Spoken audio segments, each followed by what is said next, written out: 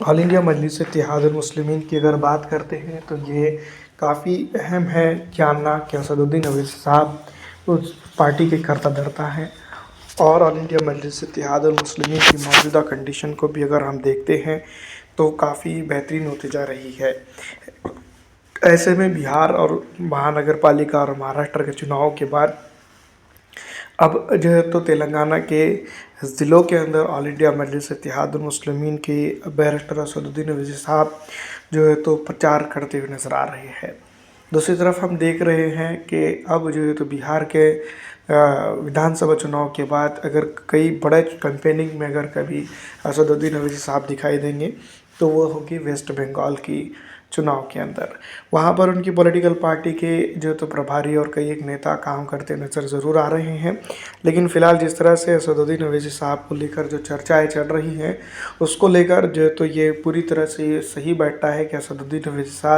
साहब इन दिनों दिन रात कल तकरीबन मैं देख रहा हूँ बिहार के चुनाव के बाद से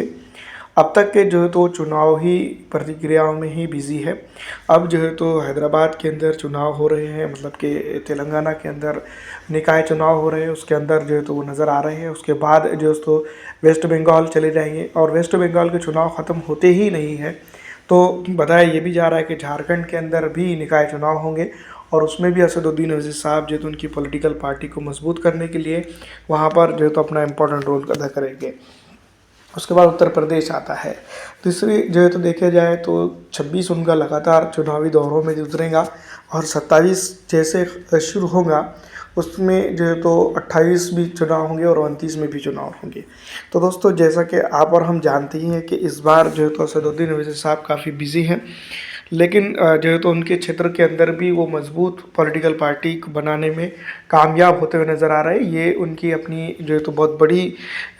मजबूरी भी है, कह सकते हैं कि उनको अकेले को जो है तो ये सब तो चीज़ें करना पड़ रही है। कुल मिलाकर अगर बात करें तो